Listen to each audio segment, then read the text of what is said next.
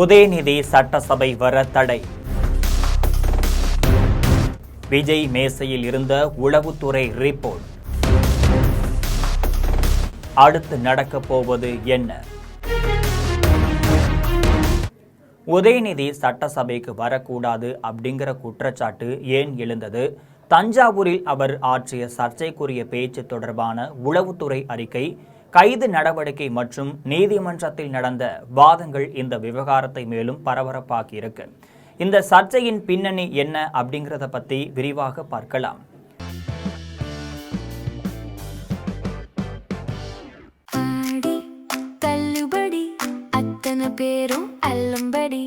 ஆறு முதல் 60% வரை ஆடி தள்ளுபடியுடன் சூப்பர் சரவணா ஸ்டோர்ஸ், சென்னை, மதுரை, கோவை. உதயநிதி ஸ்டாலின் கைது செய்யப்பட்ட விவகாரம் தமிழகத்தை தாண்டி டெல்லி வரை பேசும் பொருளா மாறிடுச்சு. தஞ்சாவூர்ல உதயநிதி ஸ்டாலின் ஆற்றிய உரையை மாவட்ட உளவுத்துறையினர் பதிவு செஞ்சு அதற்கான வீடியோ ஆதாரங்களுடன் சென்னை உயர் அதிகாரிகளுக்கு அனுப்பியதா தகவல் வெளிவந்திருக்கு. இதுக்கப்புறமா அந்த விவகாரம் முதலமைச்சர் விஜயின் கவனத்திற்கு கொண்டு செல்லப்பட்டதாகவும் சொல்லப்படுது. தொடர்ந்து தலைமை செயலாளர், உள்துறை செயலாளர், டிஜிபி போன்ற உயர் அதிகாரிகளுடன் முதலமைச்சர் ஆலோசனை நடத்தியதாகவும் தகவல் சொல்லப்படுது. அந்த ஆலோசனையில வழக்கு பதிவு செய்யப்பட்ட தகவல் முன்கூட்டியே தெரிந்ததால முன்ஜாமீன் பெற முயற்சி மேற்கொள்ள வாய்ப்புள்ளதா அதிகாரிகள் கருத்து தெரிவித்ததாகவும், அதுக்கப்புறமா அடுத்த கட்ட நடவடிக்கைகள் குறித்து முடிவு எடுக்கப்பட்டதாகவும் சொல்லப்படுது. இதுக்கு நடுவுல மனுதாரரான உதயநிதி ஸ்டாலினை ரிமாண்ட் செய்யும் நோக்கம் அரசுக்கு இல்லை, விசாரணைக்காக மட்டுமே காவல்துறையினர் அழைத்து செல்ல முயற்சி செஞ்சாங்க அப்படின்னு அரசு தரப்பு வழக்கறிஞர் நீதிமன்றத்தில் தெரிவிக்கிறாரு.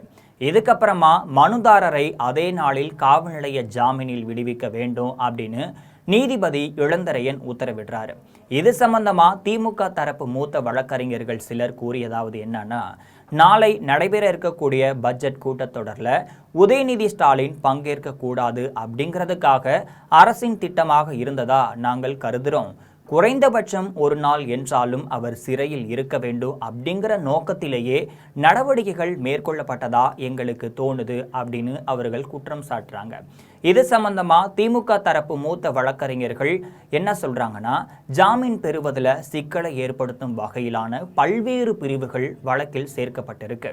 உதயநிதி ஸ்டாலின் பேச்சின் தன்மையை பொறுத்த வரைக்கும் அவதூறு வழக்கு மட்டுமே பதிவு செய்யக்கூடிய சூழல் இருந்ததா நாங்கள் கருதுகிறோம்.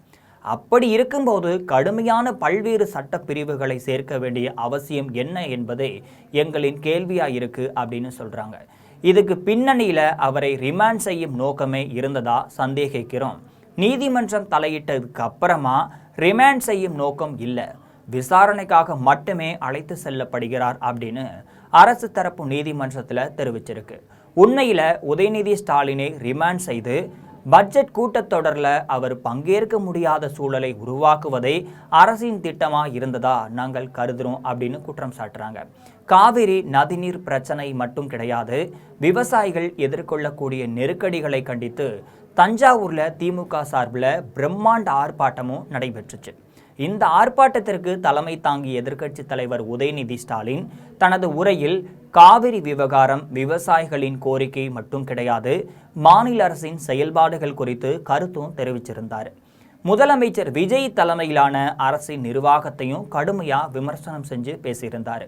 உரையின் போது கூட்டத்தில் இருந்த சிலர் எழுப்பிய கோஷங்களுக்கு பதிலளிக்கும் வகையில உதயநிதி ஸ்டாலின் சில கருத்துக்களை தெரிவிக்கிறார். அந்த கருத்துக்களை அதுக்கப்புறமா அரசியல் மற்றும் சட்ட ரீதியாக பரபரப்பை ஏற்படுத்தியதா சொல்லப்படுது. அந்த பேச்சின் ஒரு பகுதி பெண்களை அவமதிக்கும் வகையிலும் நாகரிகமற்ற இரட்டை அர்த்த தோணியிலும் அமைந்ததா குற்றச்சாட்டு எழுந்திருக்கு. இதுக்கப்புறமா அந்த வீடியோ சமூக வலைதளங்கள்ல வேகமா பரவி அரசியல் மட்டும் கிடையாது, பொது வெளியில கடும் விவாதத்தையும் ஏற்படுத்துச்சு.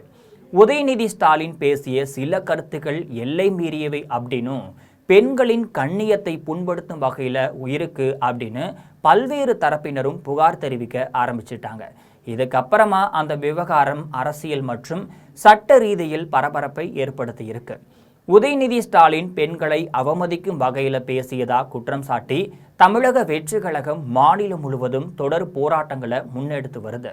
இந்த விவகாரம் அரசியல் அரங்கில் கடும் விவாதத்தை ஏற்படுத்தி இருக்கக்கூடிய சூழல்ல தான் உதயநிதியின் பேச்சு குறித்து பல்வேறு தரப்பினரும் விமர்சனங்களை முன்வைக்கிறாங்க.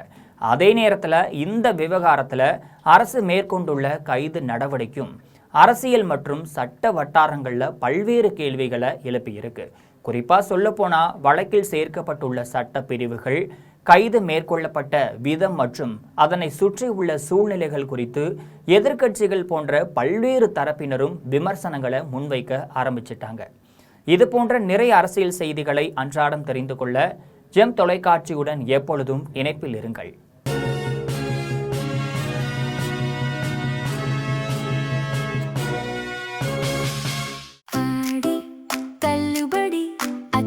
பேரும் அல்லம்படி 6 முதல் 60% வரை ஆடி தள்ளுபடியுடன் சூப்பர் சரவணா ஸ்டோர்ஸ், சென்னை, மதுரை, கோவை.